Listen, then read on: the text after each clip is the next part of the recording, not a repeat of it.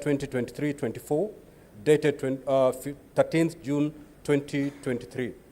B, report of the Secretary Committee on Justice, Legal Affairs and Cohesion on the complaint by His Excellency, the Deputy Governor, Meru County, to the County Assembly against his alleged exclusion from County Executive Committee meetings and non-facilitation of his office dated 17th of October 2023, and the response to the petition number 4 of 2023 urging the County Assembly of Meru to investigate the alleged illegal employment of traffic marshals by Her Excellency the Governor of Meru County and alleged illegal traffic charges by the Meru County Enforcement Department. Copy of a letter reference DOM/1/2023 dated 24th of October 2023 by Messrs. Dunstan, Omari and Associates Advocates addressed to the Speaker of the County Assembly of Meru. Number 9, copies of newspaper advertisements appearing on the Standard and Daily Nation of Wednesday, 18th of October 2023, and copies of the invoices for radio advertisement in Muuga FM calling for submission or memoranda on the notice of motion for the proposed removal from office of the Governor of Meru County.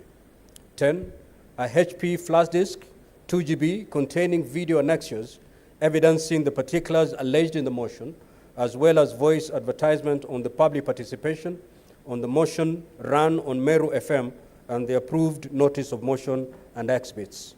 11, copy of public participation report dated 25th of October 2023, laid on the table of the Assembly on Wednesday, 25th of October 2023. 12, copies of written memoranda, both in support and against the impeachment from different sub-counties and regions submitted to the County Assembly during the public participation exercise on the motion. And lastly, a booklet of the 3rd edition of the County Assembly of Meru Standing Orders. Now, Honorable Senators, pursuant to Section 333(3)(b) of the County Governments Act and Standing Order 81A of the Senate Standing Orders, at the sittings of the Senate held on Tuesday, 31st October 2023, the charges against the Governor of Meru County, as contained in the motion of impeachment by the County Assembly of Meru, were read to the assembled Senate.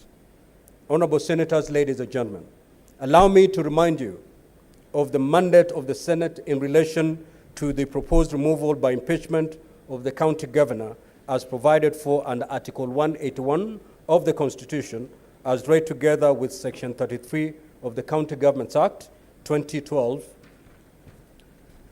and Standing Order 80 of the Senate Standing Orders. In particular, Article 181 of the Constitution provide as follows. 1, a county governor may be removed from office on any of the following grounds.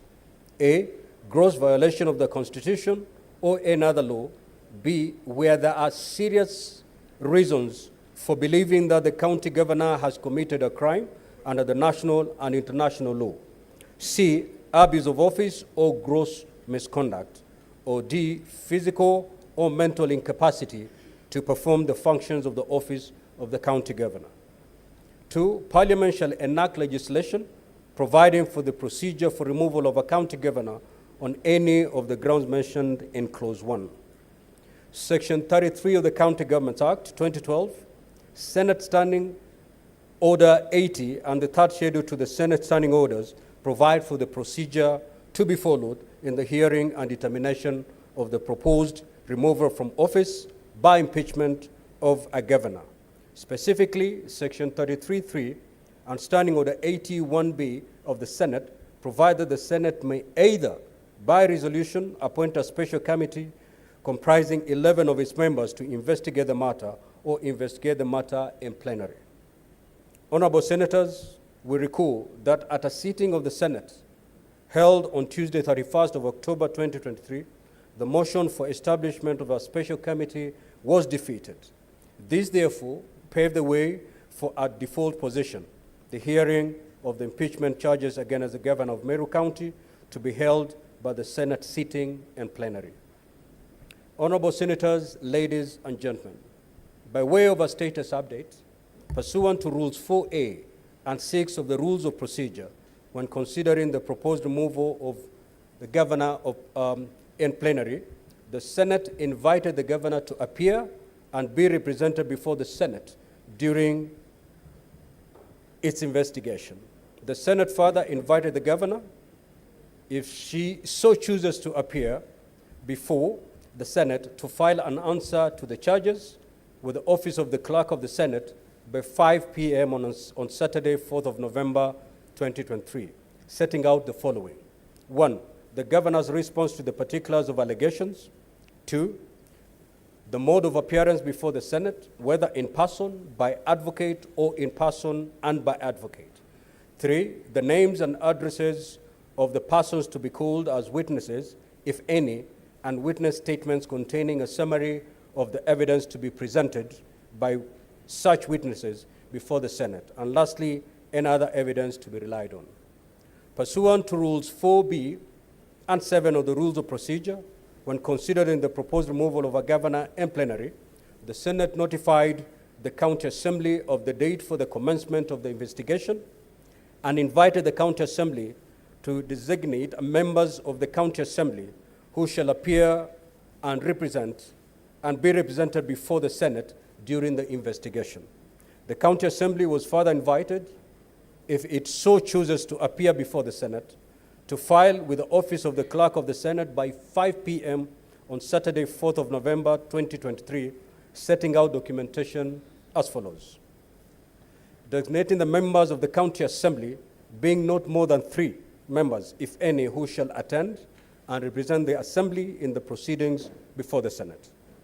2, indicating the mode of appearance before the Senate, whether in person, by advocate, or in person and by advocate. 3, indicating the names and addresses of the persons to be called as witnesses, if any, and witness statements containing a summary of the evidence to be presented by such witnesses before the Senate. And lastly, specifying any other evidence to be relied on. Honorable Senators, ladies and gentlemen, on Saturday, 4th of November, 2023, the office of the clerk of the Senate received a response to the invitation to appear issued to the governor dated 4th of November 2023 from Mutuma Gishuru and Associates Advocates, who indicated that the governor had appointed the firm to represent her in the proceedings before the Senate, and that the governor would also appear in person and by advocates. The letter also indicated the list of counsel representing the governor and the list of witnesses for the governor. Similarly, on the same day, the office of the clerk of the Senate received a response to the invitation to appear issued to the County Assembly from Messrs. Muthomi and Karanja Advocates, reference number T006/003/L2023M, dated 4th of November 2023, indicating that the firm had been appointed to represent the County Assembly. The letter also indicated the list of advocates to represent the County Assembly and a list of witnesses for the County Assembly. Pursuant to Rule 8 of the Rules of Procedure, when considering the proposed removal of a governor in plenary, the clerk of the Senate furnished each party with a documentation filed by other party in accordance with Rule 6 and 7 of the Rules of Procedure. Senator Eddie and Senator Hamida, you may walk in and take your seat.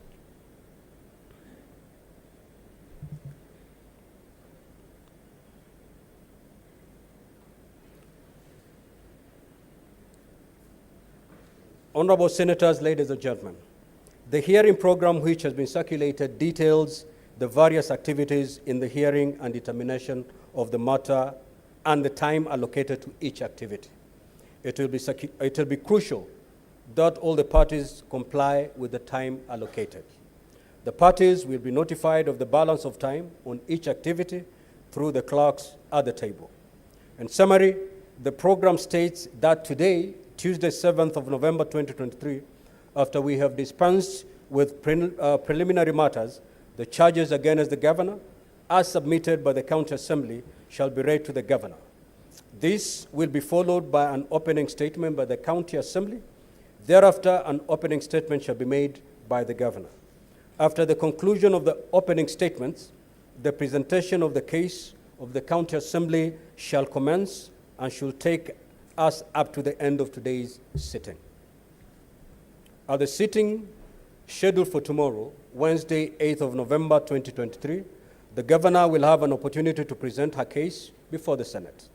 This will be followed by closing statements by each of the parties for a period not exceeding half an hour each. The Senate shall then proceed to a debate prior to voting on each of the charges. At this stage, a supplementary order paper will be issued to facilitate this debate. In accordance with Section 33(7) of the County Governments Act 2012 and Standing Order 86 of the Senate Standing Orders, the voting shall be by county delegations. The Governor shall cease to hold office if a majority of all county delegations of the Senate vote to uphold any impeachment charge. If, however, the vote in the Senate fails to result in the removal of the Governor pursuant to Standing Order 87, the Speaker of the Senate shall notify the Speaker of the Meru County Assembly accordingly. Now, honorable senators, ladies and gentlemen, I now invite counsel for the Meru County Assembly to introduce the legal team of the County Assembly and the members of the Meru County Assembly representing the County Assembly by stating the full name and designation of each person. Kindly proceed.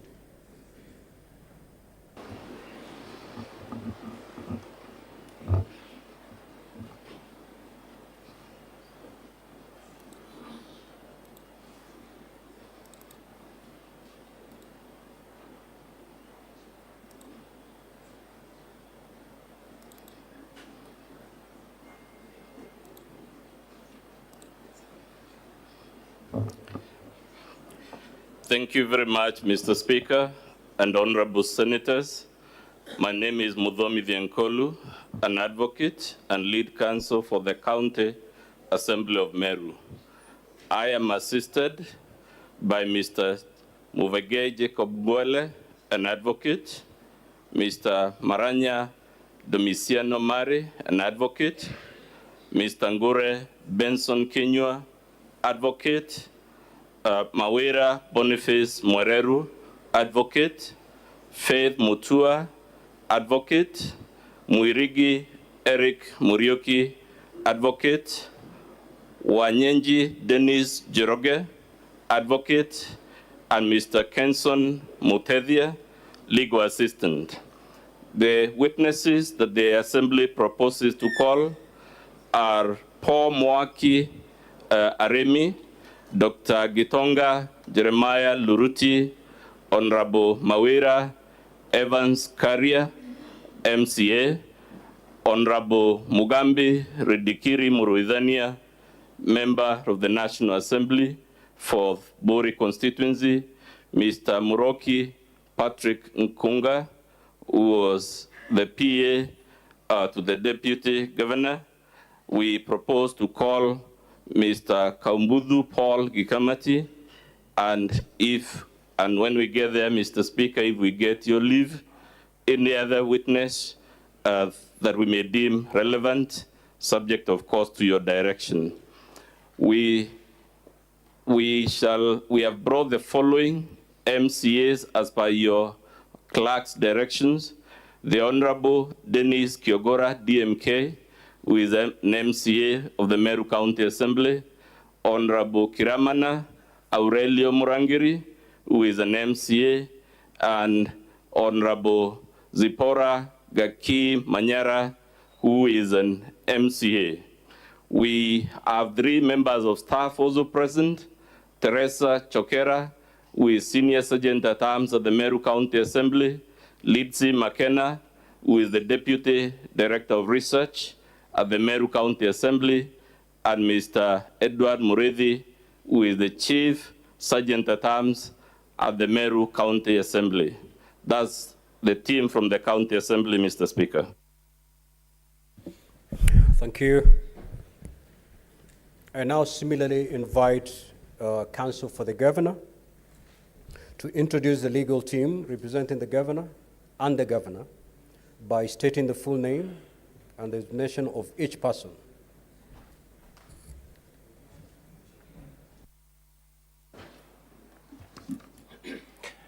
Thank you so much, Honorable Speaker. My name is Elisha Ongoya, counsel leading the team of the governor.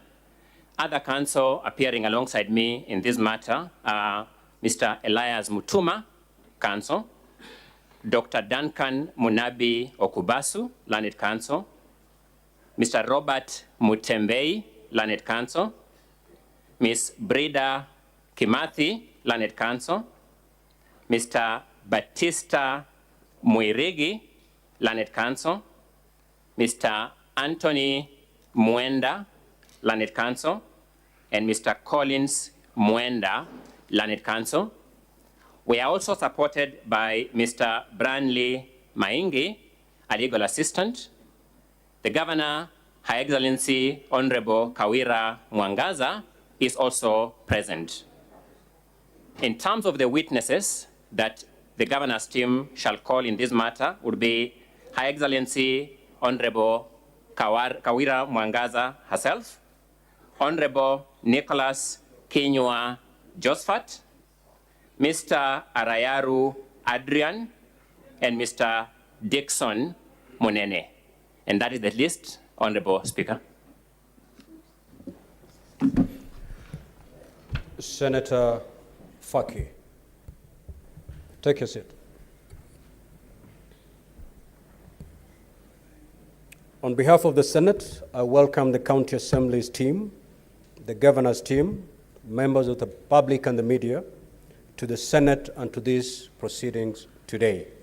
I now invite the clerk to read the charges against the Honorable Kawira Mwangaza, the Governor of Meru County.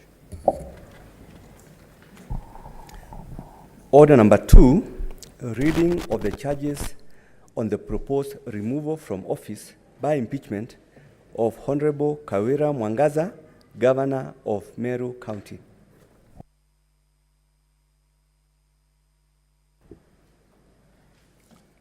The Honorable Kawira Mwangaza, Governor of Meru County, please take the stand.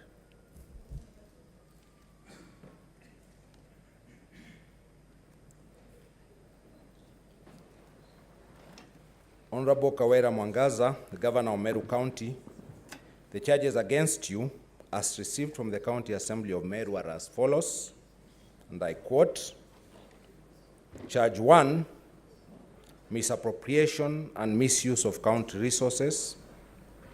The Governor has grossly violated, among others, Articles 10, 73, 201, 226, Clause 5, 227 and 232 of the Constitution, Sections 8, 12, 13, 1, 16, 17, and 35 of the Leadership and Integrity Act 2012, that is the Integrity Act, Sections 55 and 66 of the Public Procurement and Asset Disposal Act 2015, that is the Procurement Act, and Sections 45, subsection 2, and 46 of the Anti-Corruption and Economic Crimes Act, that is the Anti-Corruption Act, by engagement, connivance, and or complicity in the following.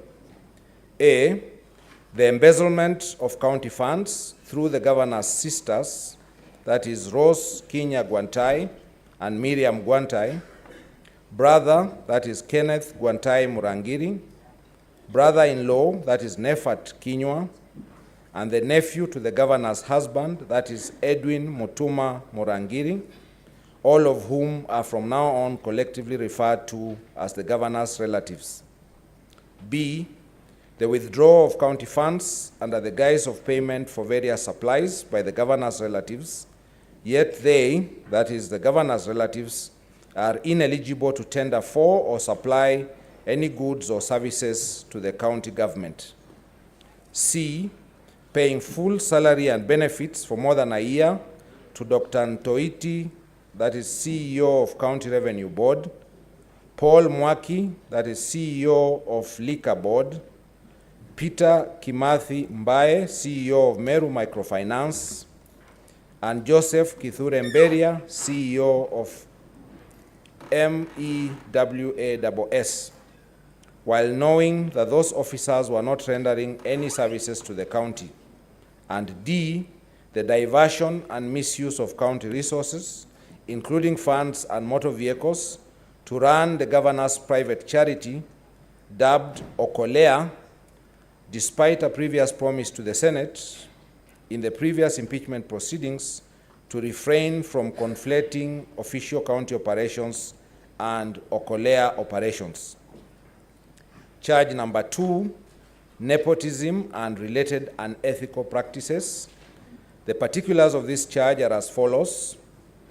The governor has grossly violated, among others, 1, Articles 10, 232, 235, and 236 of the Constitution, 2, Sections 12, 17, and 24 of the Public Officer Ethics Act 2003, 3, Sections 13(1)(b), F, 13(1)(b) and F, Section 16 and 24 of the Leadership and Integrity Act 2012, and 4, Sections 55, 59, 59A, 60, 62, 63, 64, and 65 of the County Governments Act 2012, that is the County Governments Act, by engagement, connivance, and/or complicity in the following: A, fraudulently misrepresenting the governor's relatives as a technical team for purposes of travel to China to inspect and certify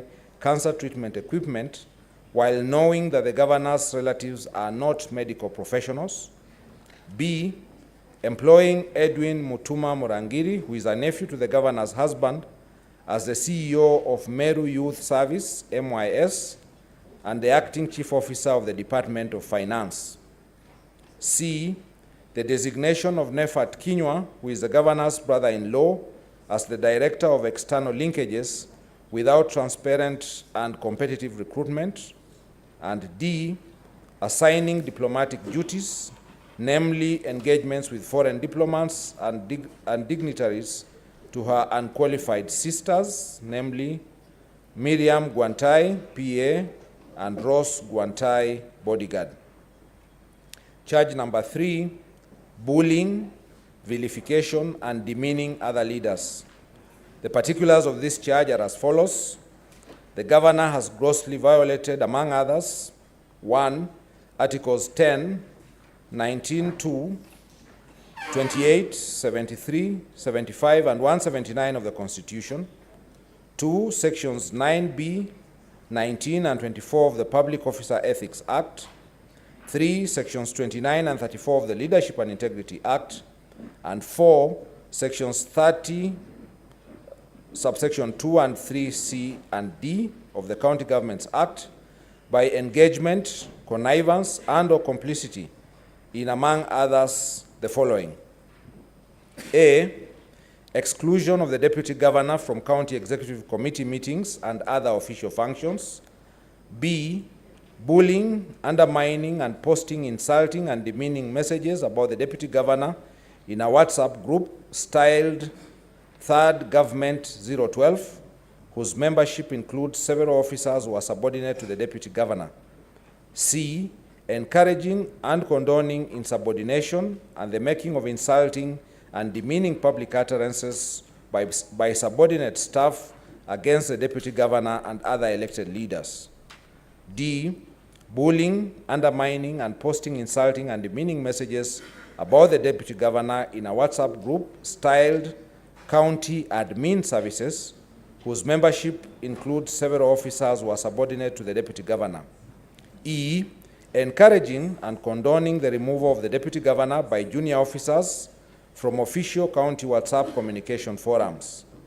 F, arbitrary suspension, dismissal, withdrawal, and frustration of the staff of the Deputy Governor. G, illegally, irregularly, and fraudulently hounding the Deputy Governor's staff out of office by purporting to accept their non-existent resignations. H, arbitrary reduction, suspension, and withdrawal of budgetary facilitation for legitimate operations of the office of the Deputy Governor. I, threatening to inflict bodily harm against the Deputy Governor orally and in WhatsApp chats. J, forceful breaking, entry, and ransacking of the Deputy Governor's office. K. Changing the locks of the Deputy Governor's office. L. Arbitrary relocation of the Deputy Governor's office. M. Arbitrary withdrawal of security from the Deputy Governor's residences. N. Persistently making demeaning public utterances against other elected leaders, despite the same issue featuring prominently in previous impeachment proceedings. Or making insightful, insulting, and demeaning remarks against other leaders by falsely accusing them of cartelism at a presidential Thanksgiving service held in 𝐊𝐀𝐂𝐄𝐒, despite this issue arising in previous impeachment proceedings. And P. Encouraging, conniving, and condoning her husband's insulting and demeaning public utterances and musical performances against other elected leaders, despite this issue featuring in previous impeachment proceedings. Charge number 4, illegal appointments and usurpation of statutory powers. The particulars of this charge are as follows.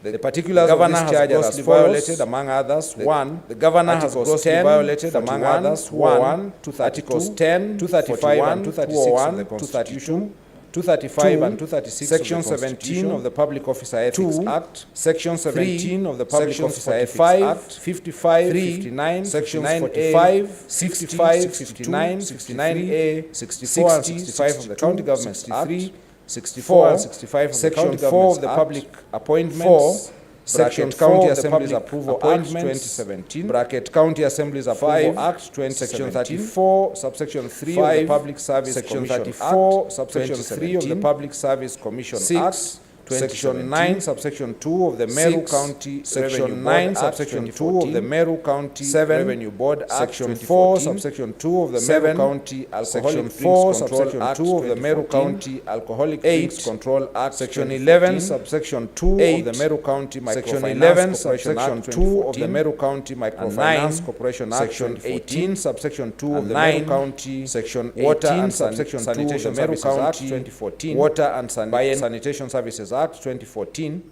by engagement, connivance, and/or complicity in, among others, the following: A. Appointing Kenneth Mwiti Riungu as a chief officer without county assembly approval. B. Sending Dr. Ntoiti, CEO of County Revenue Board, Paul Mwaki, who is the CEO of Liquor Board, Kenneth Kimathi-Mbae, the Managing Director of Meru Microfinance Corporation, and Joseph Kithure Mberia, the CEO of MEWASS, on indefinite compulsory leave with full salary and benefits in the usurpation of the powers of the appointing authorities under the relevant Meru County laws. C.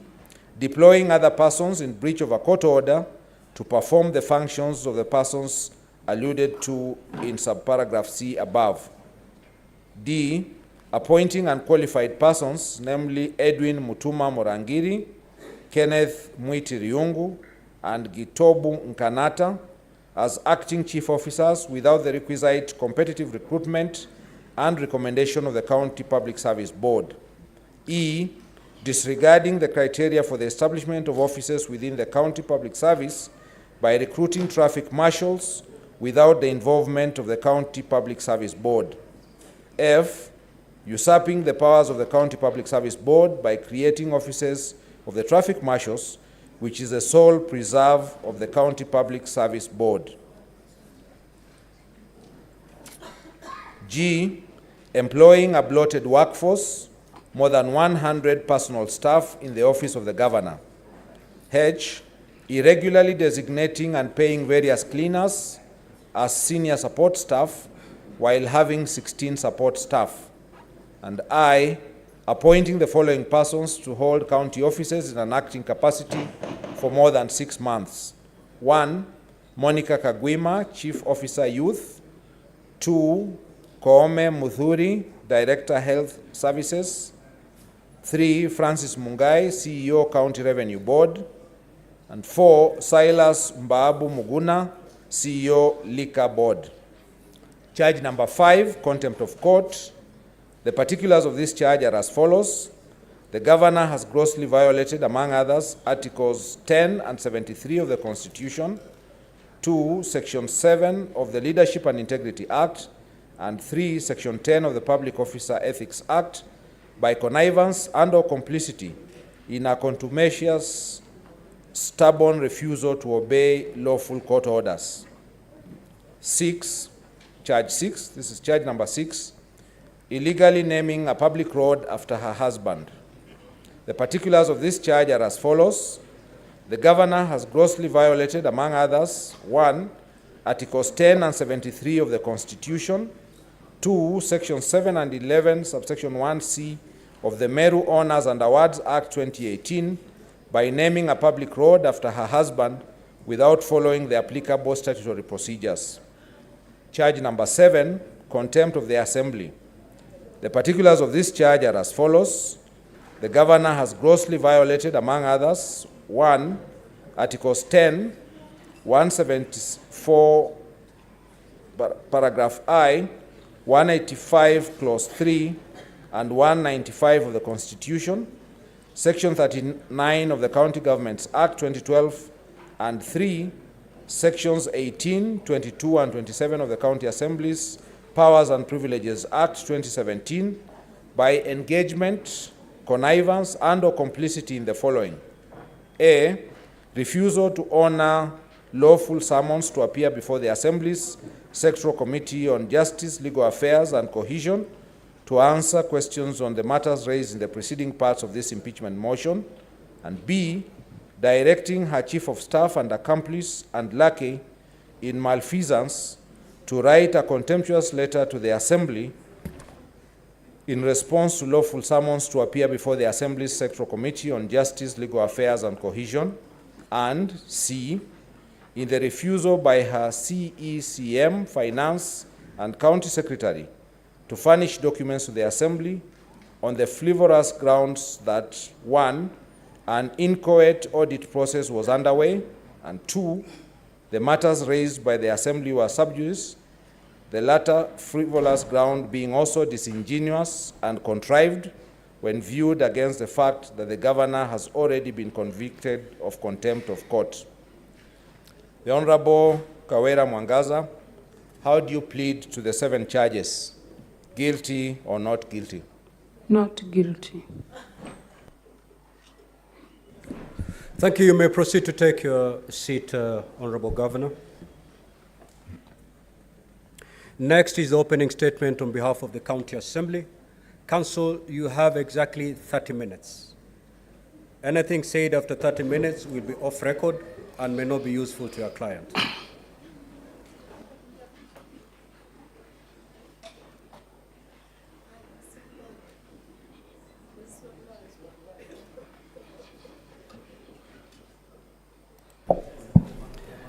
Order number 3, hearing and determination of the proposed removal from office by impeachment of Honorable Kawira Mwangaza, the Governor of Meru County.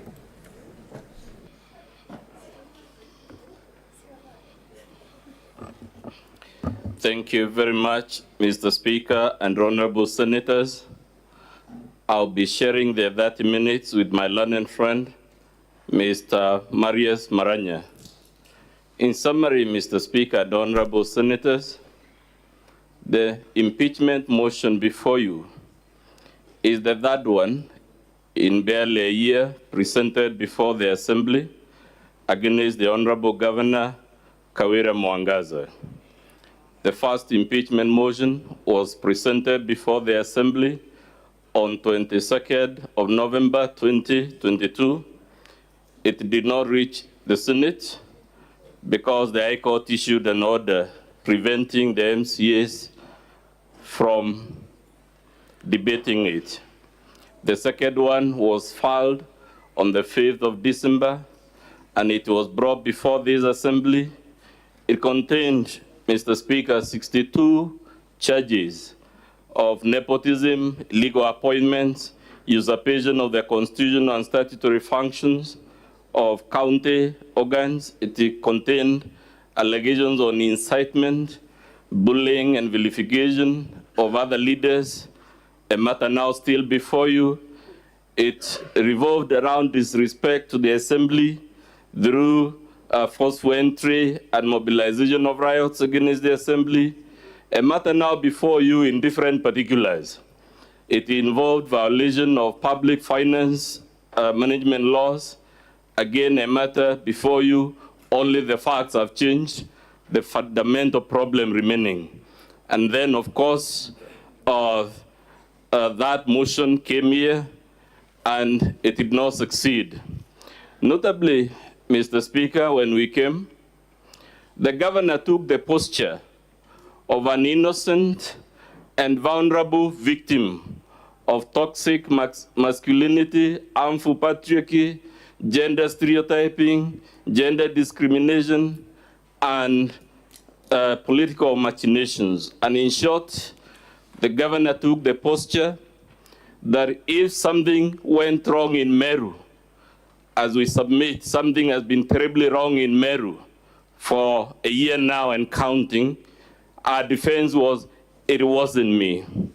It reminded us of Shaggy's song, Mr. Speaker, in which a young man is caught engaging in some hanky-panky, and even though he recorded on camera, he is caught in with all the evidence, a singular response through and through, it wasn't me.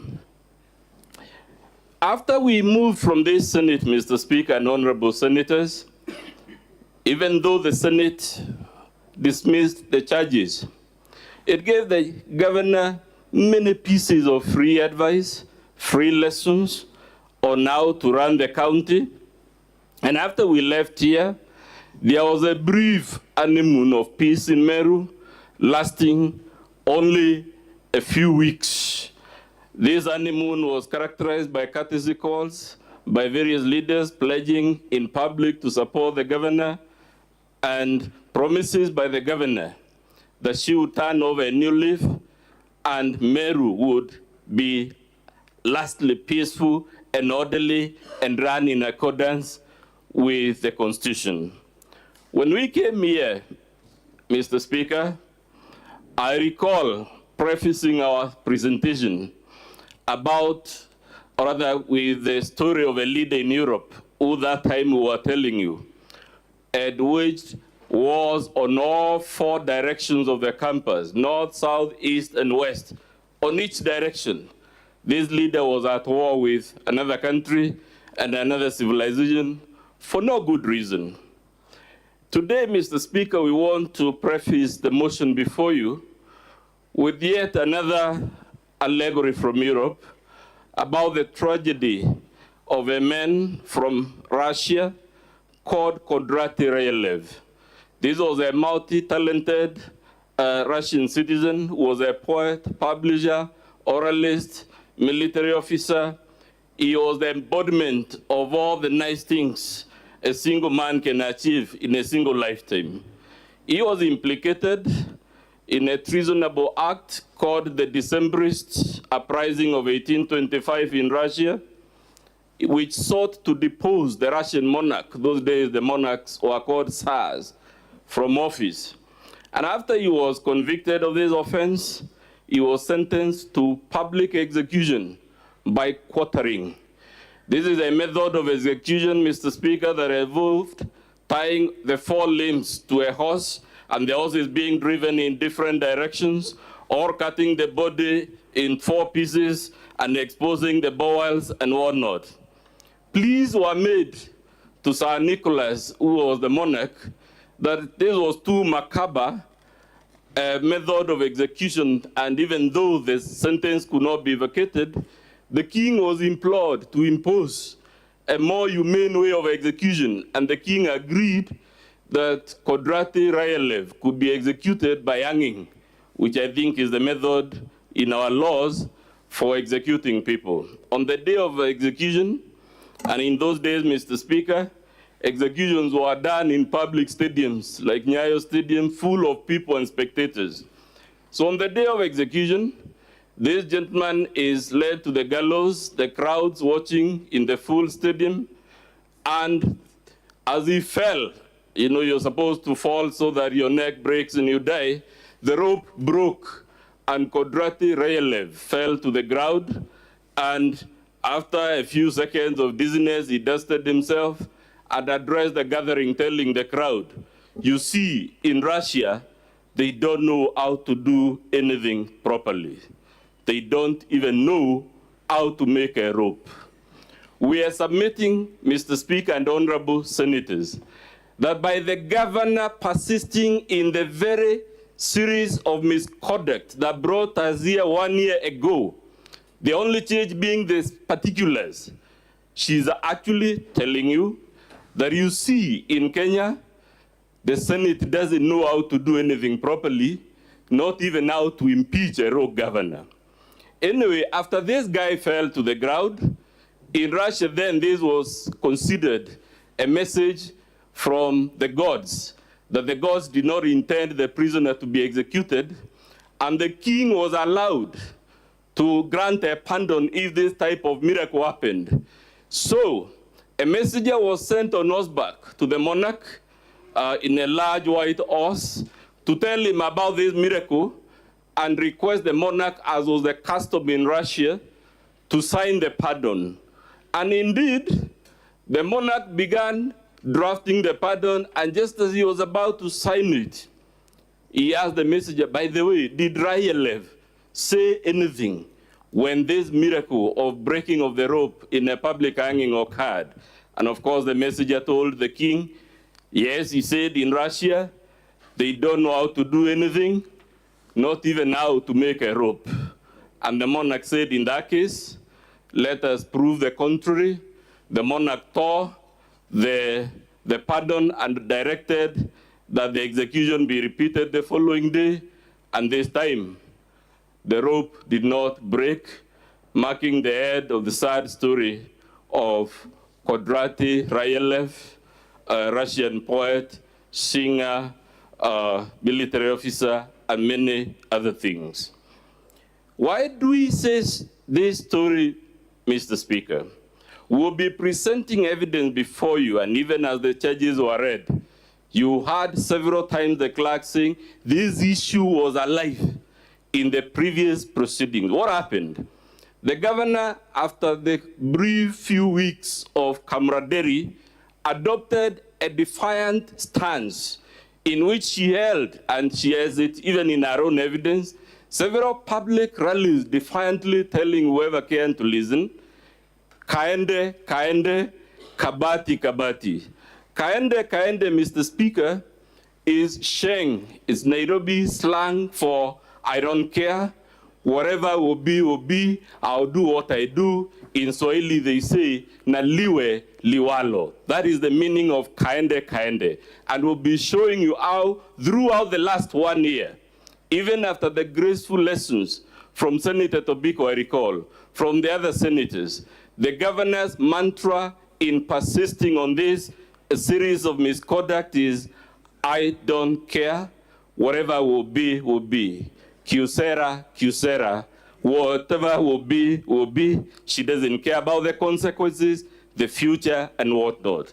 That is how, Mr. Speaker, we have come before you with a motion arranged under 7 thematic counts, setting out 39 specific forms of gross violations of the law and the Constitution, and which, in our humble submission, are conduct and becoming of any leader. Mr. Speaker, we expect, and it will happen, although I'm not a prophet, just like last time, the governor will appear on this podium taking the posture of an innocent and vulnerable victim of toxic masculinity, harmful patriarchy, gender stereotyping, political schemes. That's what our response tells you. It is back to, it wasn't me, by Shaggy. And the governor, if you want to confirm it, at page 2 of our response, she tells you, this motion will not be here. It is a scheme by our deputy who is power hungry to take the governorship through the back door. She tells you it is the 𝐿𝐀𝐿𝐻𝐿. She tells you, if our own officials, our own secretary, our own chief of staff has done anything wrong. Even the things she acknowledged, she said they bear their own responsibility. It wasn't me. In short, she will come to you looking as meek as a lamb. But luckily we have lived through the experience, Mr. Speaker. Our message to the Senate is if you acquit her this time, she will walk out this door and it will be kaende, 𝐊𝐀𝐂𝐄𝐒. Whatever will be, I don't care, na liwe liwalo, and Meru will be back to the perpetual, endless crisis that it has been engulfed for a year. We will be showing you that the governor has made several admissions before the county assembly. What we find strange is that now in our response to you, she produces documents she failed to produce before the assembly. We will be able to show you beyond any shadow of doubt that those documents are forgeries. And in conclusion, so that my learned colleague will take the remaining bit, just like last time, Chair, we are telling you not to fall for the rules. If you see a humble, meek, polite-looking governor, it is because the occasion of the day requires that to look meek, humble, vulnerable, and whatnot. But if you make the mistake this time round, it will be 𝐊𝐀𝐄𝐒, whatever will be. I don't care, 𝐾𝐂𝐿𝐾𝐿. That is what she will do. And for those reasons, for purposes of my part, Chair, we are asking you to borrow from Nicholas I of Russia in 1825, 1826, to prove that the Senate of the Republic of Kenya can actually do things properly by impeaching a rogue governor. I led the floor to my learned colleague, Mr. Mari Maranya.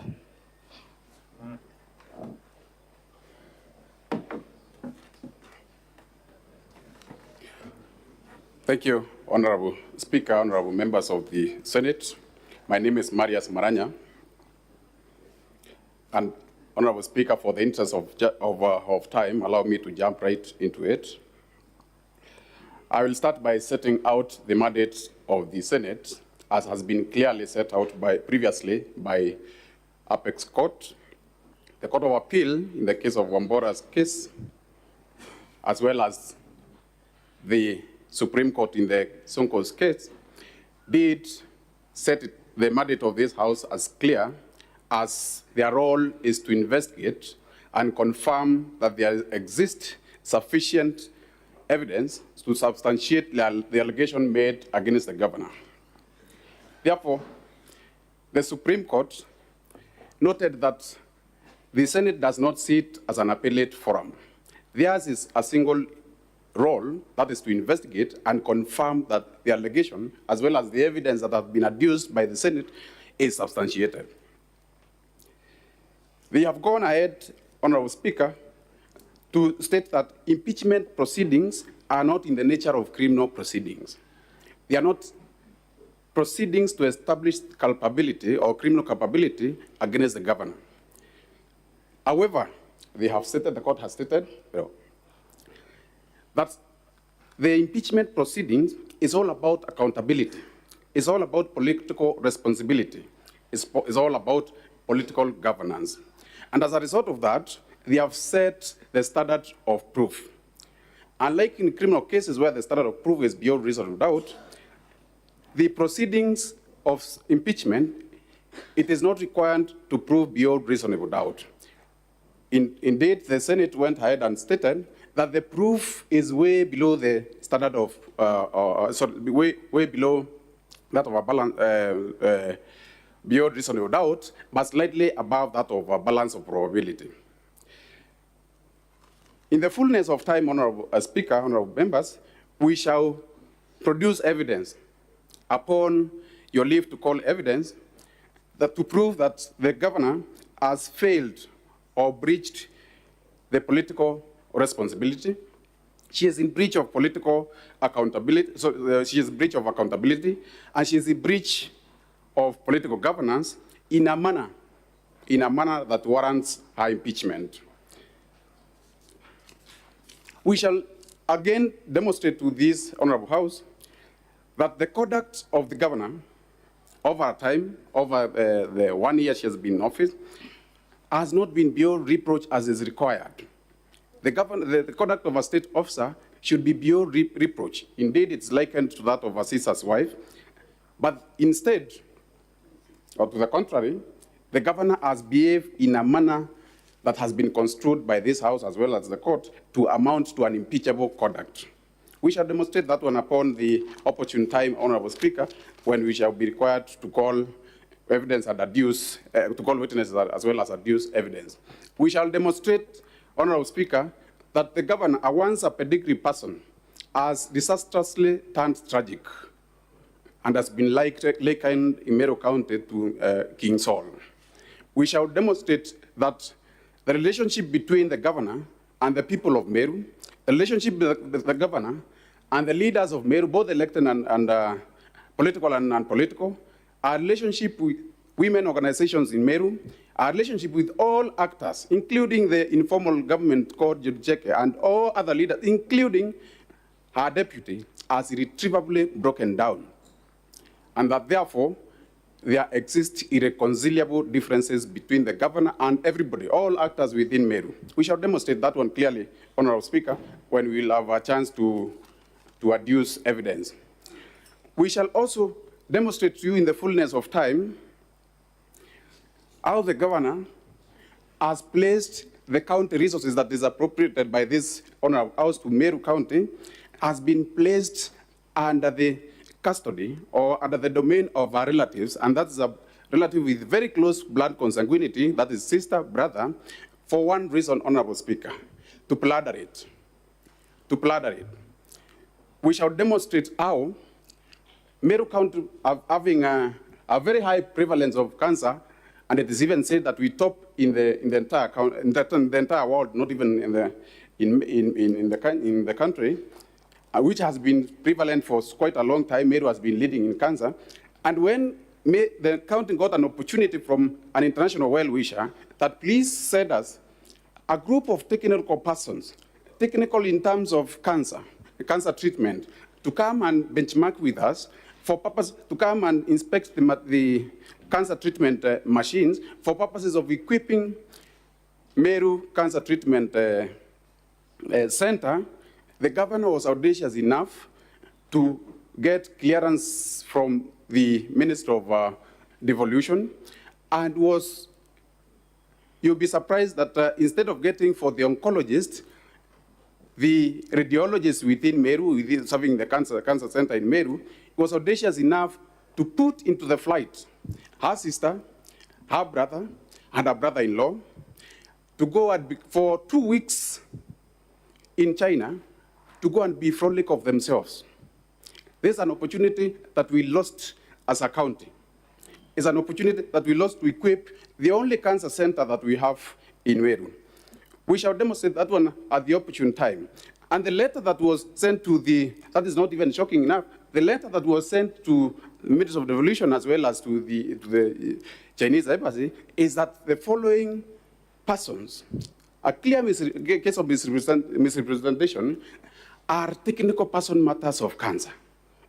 Yet, most of them, their education qualification cannot be accounted for. And the most educated in that team of sisters and brothers was one holding a diploma. Diploma in pharmaceutical technology. That is an assistant to a pharmacist. Even a pharmacist is not qualified in that one. And remember, this is done while leaving out qualified oncologists, qualified radiologists, and all manner of experts in relation to cancer treatment. We shall demonstrate to you at the opportune time how the governor has employed 8 extra chief officers without an approval of the county assembly at all. It's like the president appointing a minister and do not subject him to the National Assembly for approval. These chief officers, most of them are completely unqualified. They don't even have the minimum requirements, the minimum academic requirement. We shall demonstrate when you'll be asked to call, allowed to call evidence, our governor has used our 𝐊𝐀𝐄𝐒 program to swindle government money. to pseudo government money. We shall demonstrate at the opportune time how government vehicles have been staged to pursue the Okolea programs, which is a program not meant to help people, but to vilify leaders and other persons who are assumed not to be, to be raising any issue. We shall demonstrate at the opportune time how the governor has used her sister and her brother to swindle the government money to the tune of, just a cursory look at it, 78 million shillings going to an individual in the name of prepayments. Prepayments. Where a sister would owe 8 interest in 1 day. In 1 day, 8 interest in 1 day. We shall demonstrate that one when we'll be required to call evidence. We shall also urge you, Honorable Speaker, that the governor in front of you is not the first-time offender. He's not a first offender, and indeed she's a repeat offender who does not require or does not deserve the favors of this court. Honorable Speaker, I will also reiterate the role of Senate as far as devolution is concerned. Honorable Senate, you spent a whole lot of time to pass budgets for the interest of county, for the interest of devolution, only for it to be placed under at the disposal of sisters or relative for purposes of plunder. This, you have a sword. You are the custodian of devolution. You have the sword, and you can't sit lying down for long. You spare the rod, and the child will be spoiled. We shall be asking you to please crack the whip against the governor for the interest of Meru. We will be faced with 2 competing interests. 1, devolution to work in Meru for the interest of Meru, and number 2, to help the governor save her private job. Good thing is that will be public interest. You'll be confronted with the public interest against a private interest. Kindly save the governor, save the Meru at the expense of saving the governor. My apologies, yeah. my apologies. Certainly, save the Meru, save the entire people of Meru, and not the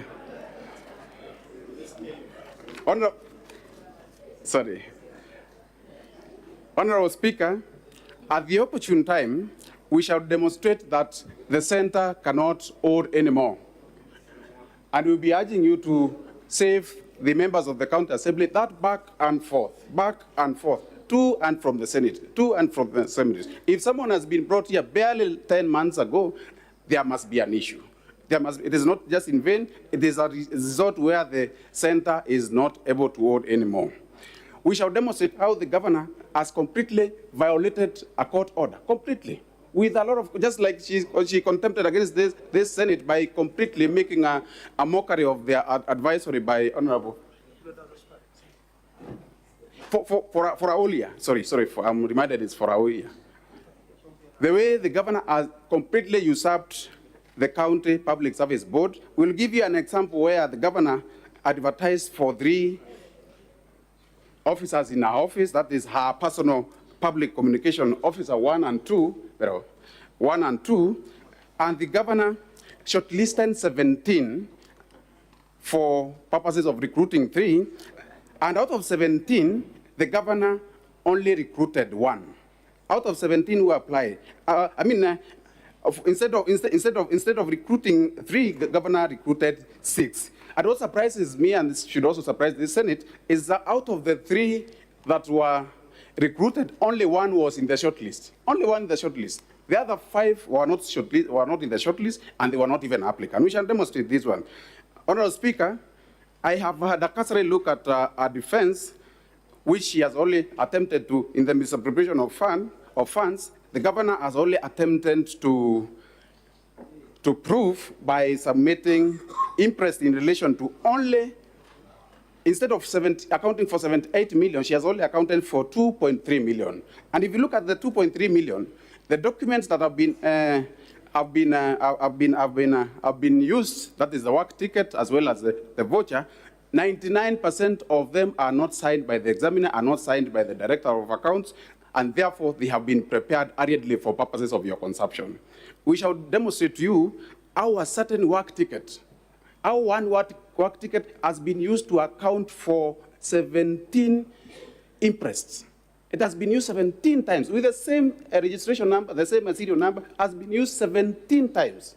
And when we called upon to call evidence, we shall demonstrate that one clearly. We shall demonstrate to you also how even the document, the work tickets that have been used do not follow that natural chronology. Do not follow natural chronology to the extent that it is indicated that the governor on the 7th of October went to Nairobi. The next which follows is 10th of October. And the next that follows, you find it is 4th of April, a year after. You started wondering whether the governor was able to return, the whole access back to some months ago. That is clearly demonstration of forgery. You look at our document, you'll be surprised that she has zero defense. What she has is just a mere counterclaim. You are asked, why did you steal this government money? Oh, you say Jorin Cheke. Why did you say this one? Oh, Honorable Poro Abodi. You ask, why did you usurp the powers of the county assembly? Oh, the deputy speaker. You ask this one, oh, that. Instead of clearly saying, I have not done this, and this is the evidence to that effect. We shall demonstrate. I remember I was taught by the Honorable Senator Professor Tom Odienda, who told us, at least if you decide to answer a wrong question other than the one that was asked, please try and answer it correctly. And instead, the governor did not address the defense, the claims, and in her defense, she produced her own counterclaim in form of, I don't know, it's a motion to impeach who, and answered it wrongly. It's a double jeopardy. You get the question wrong, and you answer it wrongly. So, Honorable Speaker, with that, because of the interest of time, we shall be, at the opportune time, be called upon to produce all the evidence, or to adduce all the evidence in respect to the matters that we have raised. I thank you, Honorable Speaker. Thank you. Next is opening statement on behalf of the Governor. Council, you have 30 minutes. At the end of the 30 minutes, the microphone will go off. Anything you say after that will be off record and of no use to your client. Thank you so much, Mr. Speaker, sir, and distinguished senators. My name is Elisha Ongoya, for the record. It gives me great pleasure, Mr. Speaker, sir, members of the Senate, to address you representing the Honorable Kawira Mwangaza, the Governor, Meru County. We find it necessary to open our remarks by reflecting on the wisdom that informed the framers of our Constitution in prescribing a two-tier process of removal of a governor from office. This case has taught us that the framers of this process were indeed wise. Why do I say this? This House occupies a higher quasi-judicial pedestal in these proceedings for three reasons. Number one, in this House, the accuser, the prosecutor, and the judge is not one and the same person. Unlike the process below, where the motion is moved and supported by the same persons who will prosecute it and the same person who will make a determination by the vote. That was wise on the part of the framers of our Constitution and the law. Number two,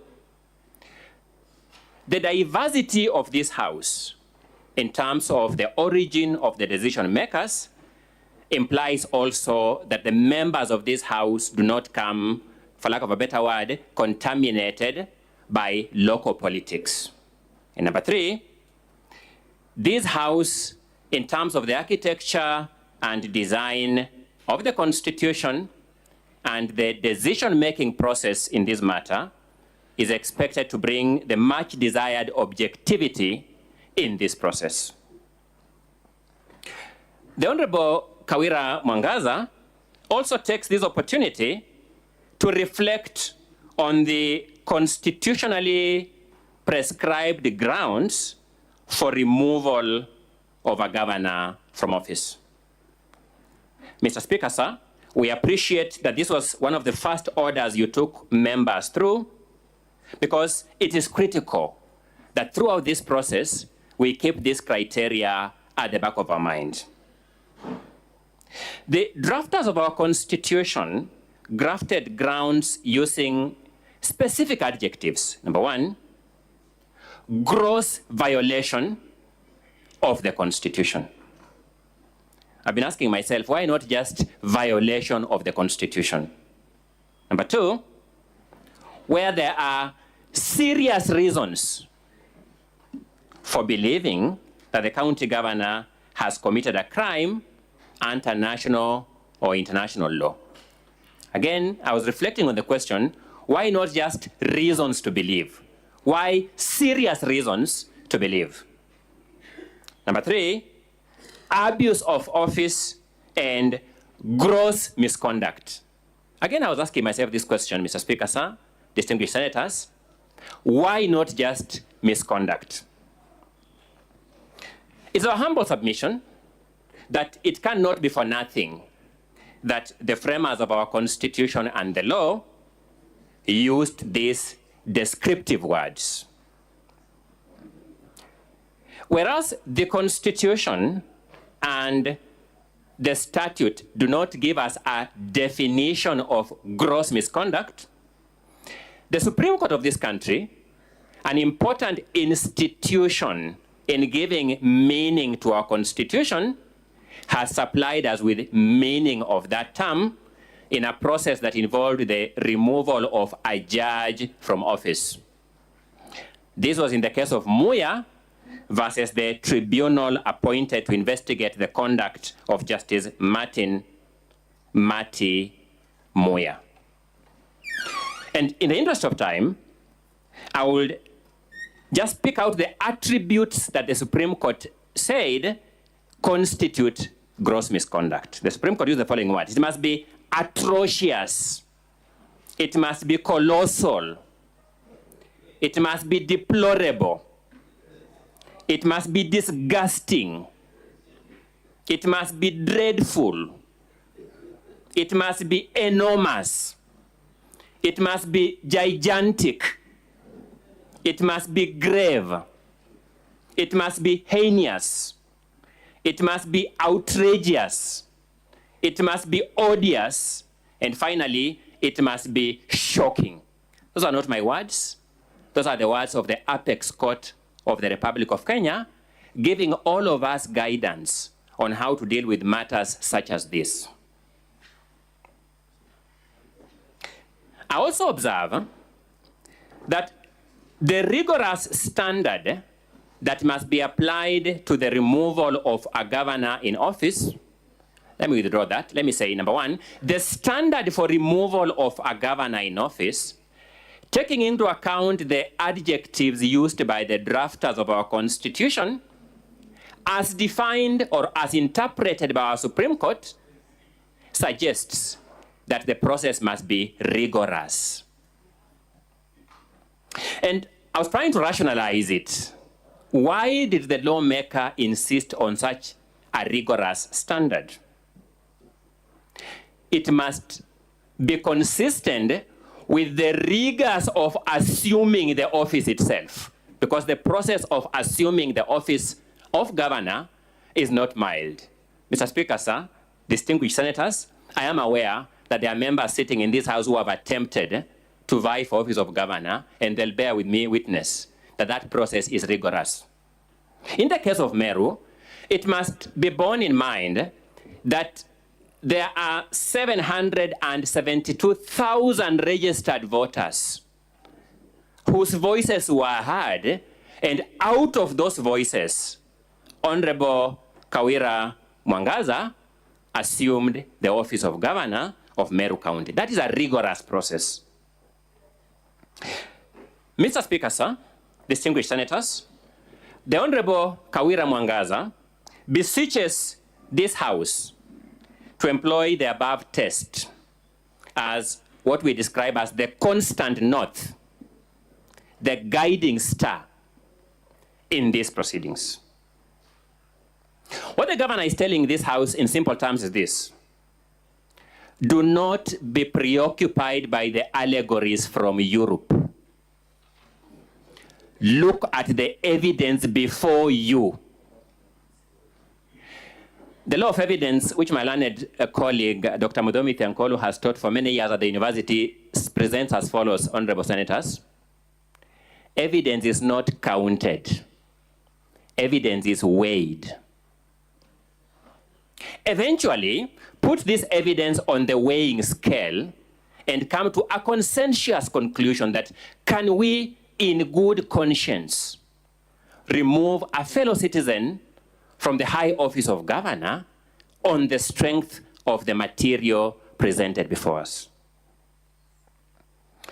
Mr. Speaker, sir, distinguished senators, one may ask, and this evidence that the governor has presented here, where was it before the assembly that undertook the first impeachment process?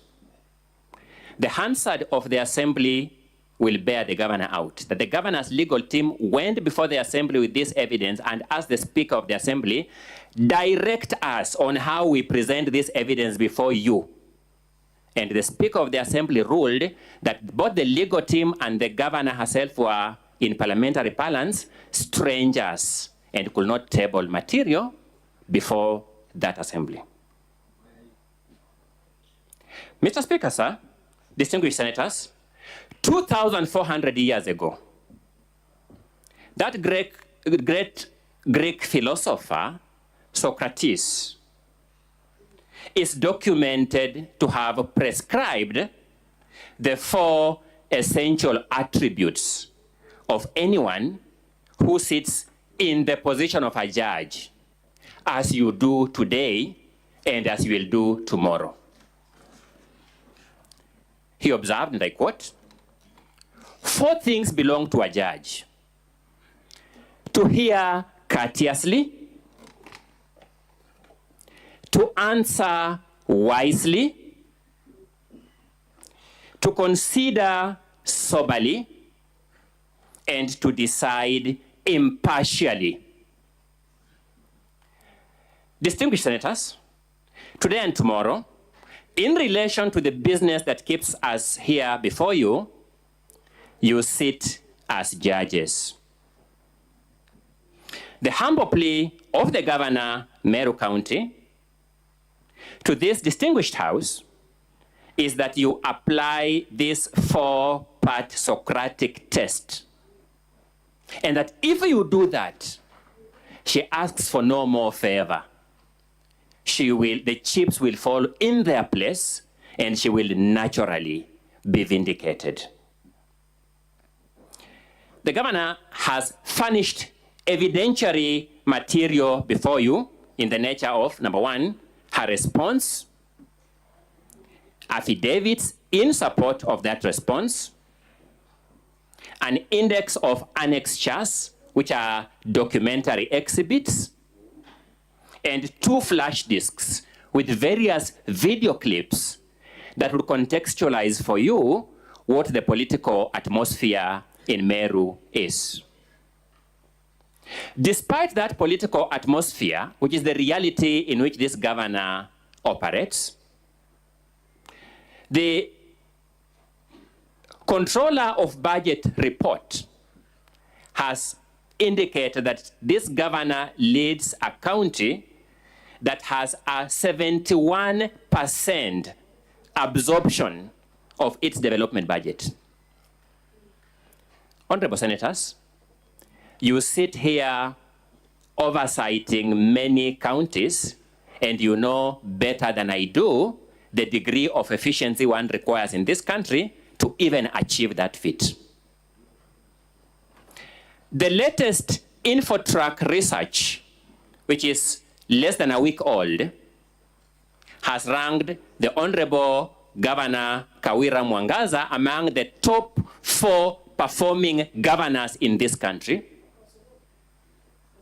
And that is the person that is presented before you and who has been treated to the descriptive epithets that the learned counsel for the Assembly have described just a few minutes ago.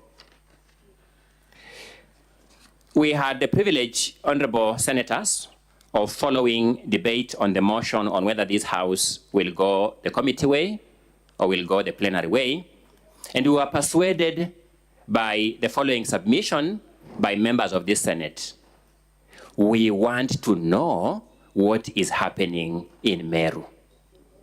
Evidence will show you, senators, what is happening in Meru. When you look at the evidence presented before you by the County Assembly, and I emphasize that because the burden of proving these charges is the burden of the County Assembly. Because at the end of it all, this Senate has to make a finding whether the charges, my apologies, have been established or have been proved. That evidence by the Assembly will fall into 9 broad categories. You realize, honorable senators, that all the evidentiary material before you presented by the Assembly is information that was generated between August and September 2023, solely for that period, for purposes of these impeachment proceedings and nothing more. So you'll be told there is a complaint by a public-spirited citizen before the EACC. And that complaint before the EACC is the basis of these impeachment proceedings. You'll notice all that material is generated between August and September of 2023. You'll be told there is a summons before the County Assembly that was disobeyed. When you look at the record, you'll discover that summons was issued in this period. So you'll see a period where there is a spirited, deliberate design to generate material to start an impeachment process. The second category of evidence, or claims, my apologies, the second category of claims, and some of these may be overlapping, is you'll come across claims before you whose evidence is claims elsewhere.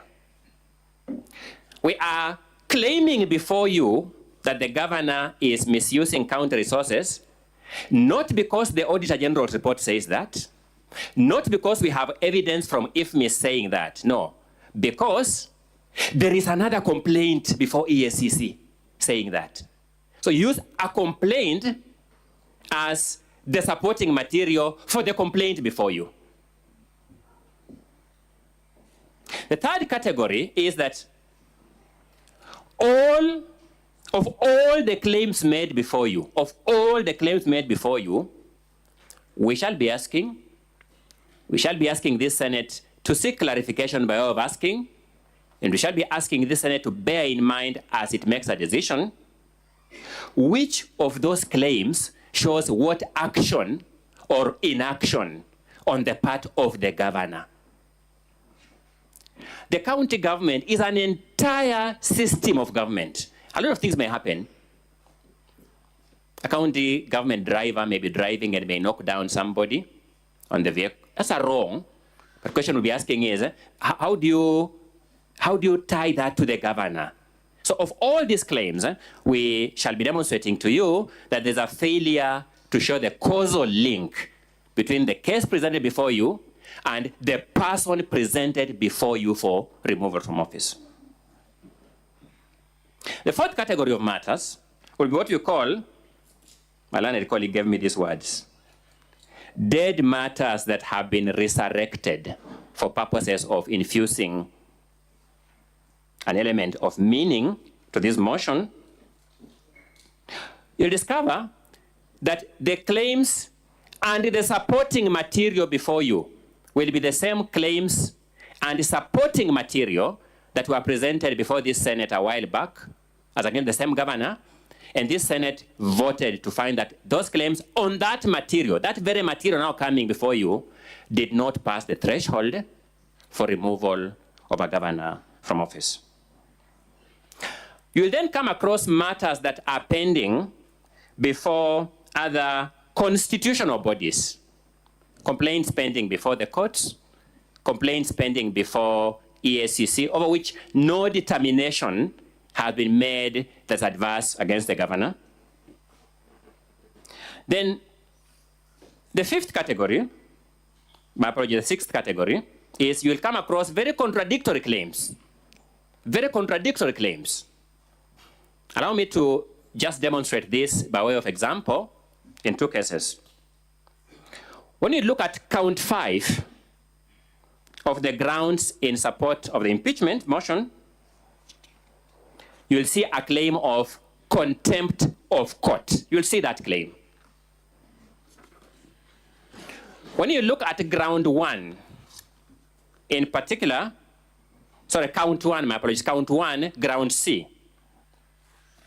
you would say a claim that the governor paid full salary and benefits to Dr. Ntoiti, Paul Mwaki, Kenneth Kimathi Mbae, and Joseph Kature Mbae. So you're accused of contempt of court in one count, you're accused of paying salary and benefits in another count. First, the Senate will reflect on the question whether the function of employment of these employees and their remuneration is a function of the governor within the county government structure. But for now, let me just inform you that the act of paying these 5 people is actually in compliance with that very order. So you comply with the relevant county government official delays to comply with the order to pay, he's accused of contempt of court. He complies by paying, he's accused of making the same payment to the same people. Good people in good conscience, that is the case in respect of which the governor has been most dramatically described by the assembly side representation. The next category of claims will be claims focusing on the person of the deputy governor. Focusing on the person of the deputy governor. I will address some of these claims briefly in the interest of time in my next limb. The next category of claims are just plainly false claims. One of the hardest part of my preparation for this case is how you prepare to respond to a lie, apart from saying, but it is a lie. It is not true. For example, you'll get a claim that somebody by the name Kature Rukaria, James Karimi, Lady Ankatha are relatives of the governor. They simply are not her relatives. I mean, how much more do you say to that? You'll be told that the governor has employed Rose Gwantai and Kenneth Gwantai in the county government. These are employees of the National Police Service. They are police officers employed by a completely different constitutional body. Honorable Senators, you know better than I do that as protected state officials, the level of latitude one is given to consult with the authorities in the police service for purposes of allocating new security. You don't become an employer of that person.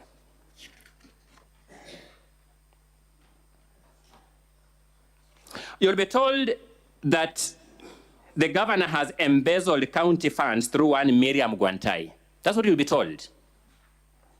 The evidence in support of that will be some attachments in pages 17 all the way to page 29 of the exhibits in support of the impeachment motion from that side.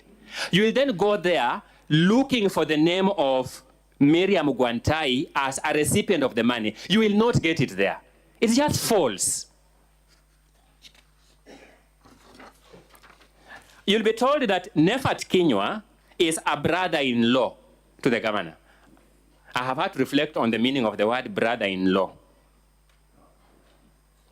We have presented before you a marriage certificate of Nefat Kinywa because the name brother-in-law is a relationship that arises out of a marital relationship. To show you who he is married to in a monogamous union. That person is neither a relative of the governor nor the governor's husband. So I don't know how one generates a brother-in-law relationship outside that context. You'll be told that the governor has employed Edwin Mutuma Murangiri, a nephew of the first gentleman. Evidence will show that Edwin Mutuma Murangiri was employed by this county in 2017. This governor became governor in 2022. So even if she intended to employ him, did she re-employ him a second time? Those are questions that this Senate will have to deal with, just factually incorrect statements. Edwin Mutuma Murangiri is not related to the first gentleman as a matter of fact. So it is false. You'll be told that he is one of the people through whom the governor is swindling county funds. We'll then take you to the IFMIS extract that they have presented and ask, show us the name of Edwin Mutuma Murangiri receiving any sum of money for any purpose in that IFMIS extract. You will not get it there. It's just false. Then there are some falsehoods that are also very courageous, senators, because they also lie about this Senate. You'll be told that this Senate, so to speak, stopped the governor in the last impeachment exercise from running the private charity project dubbed Okolea. You'll be told that. On that one, we think this Senate will be our witness, that you didn't do that. You'll be told, for example, 2 county vehicles, KAX 574V and KCB 845F, were damaged. First, they are described as county vehicles, damaged in one of the Okolea charity events. We have presented before this court official searches from the National Transport and Safety Authority, which can be the only source of information on who owns this vehicle. These are private vehicles not owned by the county at all, just falsehoods.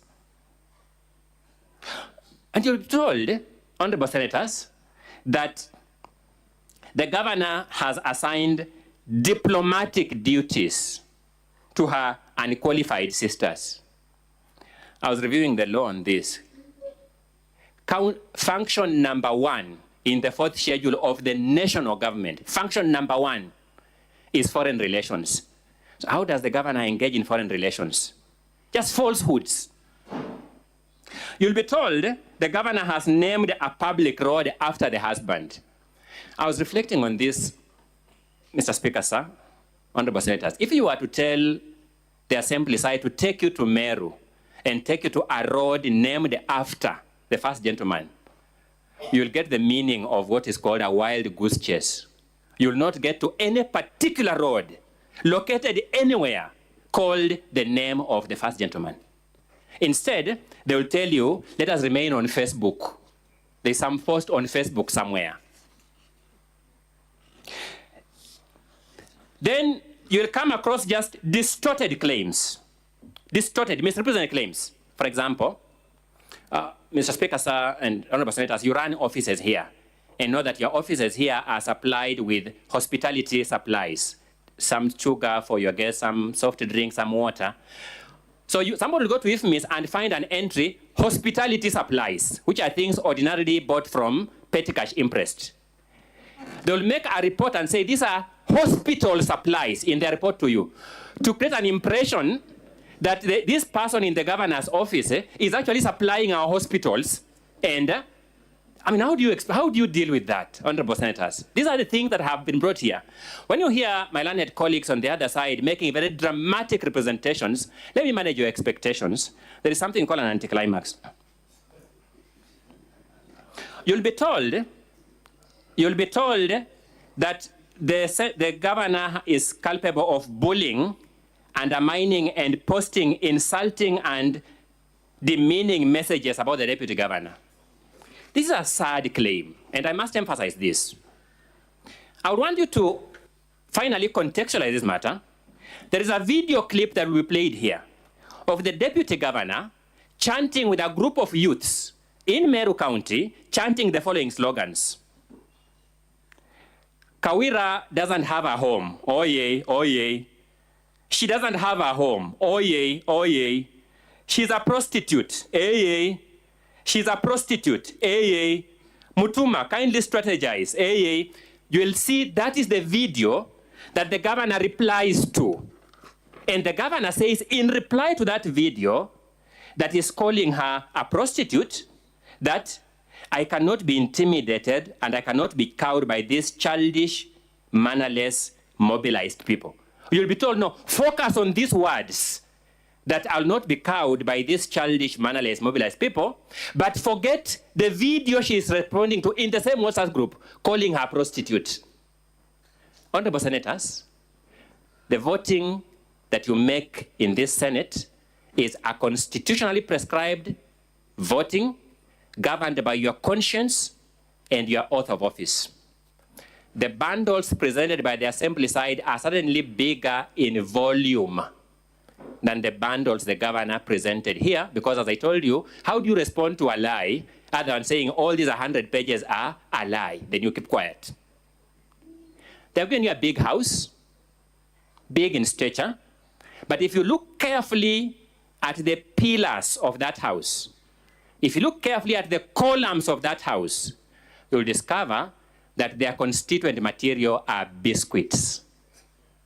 We urge you to accordingly vote, putting that house of biscuits on the weighing scale and see whether it will collapse the scale as a dominant consideration in your voting in this matter.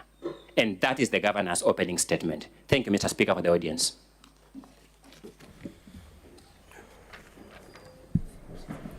Let me take this opportunity to thank the parties for keeping to the time schedule. I believe going forward, if we keep it to the way we have expeded here now, we should be able to cover ground. Now, we are moving to adjourn the House, but just a matter of housekeeping. Lunch will be served to the parties, both the County Assembly and the Governor side. You will be served with lunch. You'll be guided accordingly as to where you'll have this lunch. We will, of course, later on resume. Therefore, don't take lunch and disappear, because we will need you here at 2:30. Now, honorable senators, kindly be upstanding.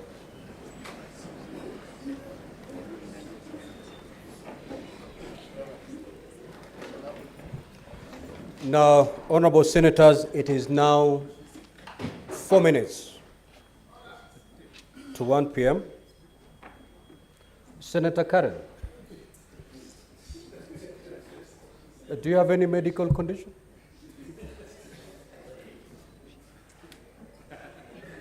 Honorable senators, it is now 1 p.m. Time to adjourn the Senate. The Senate, therefore, stands adjourned until today, Tuesday, 7th of November, 2023, at 2:30 p.m. Thank you.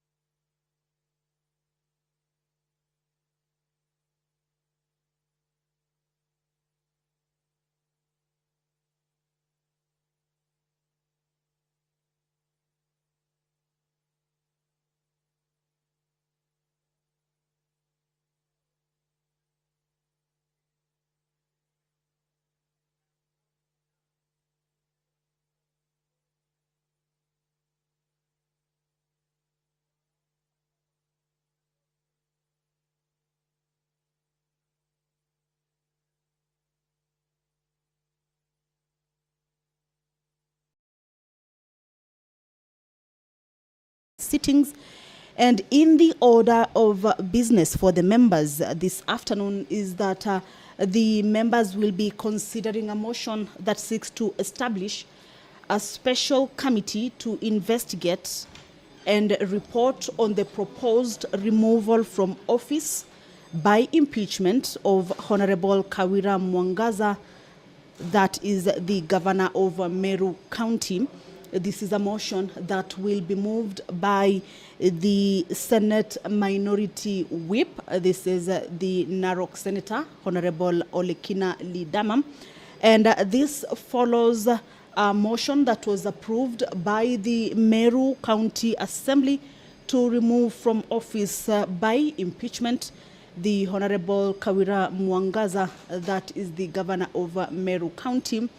And on the 27th of October, the office of the Speaker of the Senate was informed of the approval of a motion by the County Assembly to remove by impeachment the Honorable Governor, and further forwarded to the Speaker of the Senate documents in evidence of the proceedings of the County Assembly. Now, you understand that in such proceedings or in such cases, then the Senate normally appoints a special committee comprising of 11 of its members to investigate the matter. This is pursuant to Section 33(3)(b) of the County Governments Act and Standing Order 81B of the Senate. That in this case, the Senate usually resolves to appoint a special committee comprising 11 of its members to investigate the matter. Already the committee has been established comprising of 11 members, and this will lead to them investigating the proposed removal from office of Governor of Meru County. And pursuant to the House Standing Order number 82 to report to the Senate within 10 days of its appointment on whether or not it finds the particulars of the allegations against the governor to have been substantiated. That is one of the order of business that, as members of the Senate resume from the 1-week recess, will be embarking on to establish the special committee of 11 members that has already been set up and will be tasked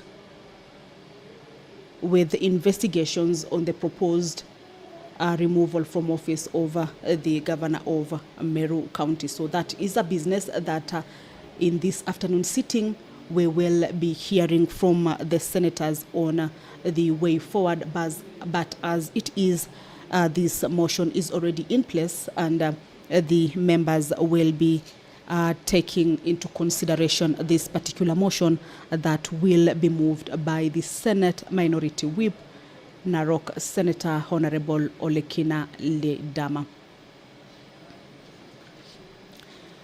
This afternoon, the members of the Senate will also consider the report of the Standing Committee on Devolution and Intergovernmental Relations on the application for conferment of city status to the municipality of Eldoret. This is a motion that will be moved by the chairperson, Standing Committee on Devolution and Intergovernmental Relations, Honorable Sheikh Abbas. And in this report, the committee indicated that in this report, the committee recommended the elevation of the municipality of Eldoret to the city status, having met all the requirements of the law to achieve the said status. These are recommendations that have been provided for in the report by the Devolution and Intergovernmental Relations. And remember, the debate on this particular motion already took place extensively in the Senate chambers, and this afternoon It will be a resumption of a debate that was interrupted on Thursday, 19th October 2023, before the Senate proceeded on the one-week recess. And this afternoon, the mover will be called to reply. The Speaker of the Senate, Honorable Amason Jeffer Kingi, as you can see, has stepped into the chambers. He will be presiding over this afternoon sitting. Allow me to hand you over to this live broadcast brought to you by PBU in partnership with KBC. Good afternoon.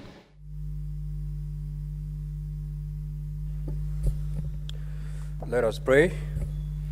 Almighty God, we beseech you to behold with your abundant favor and blessings us, your servants, whom you have been pleased to call to leadership positions in this republic.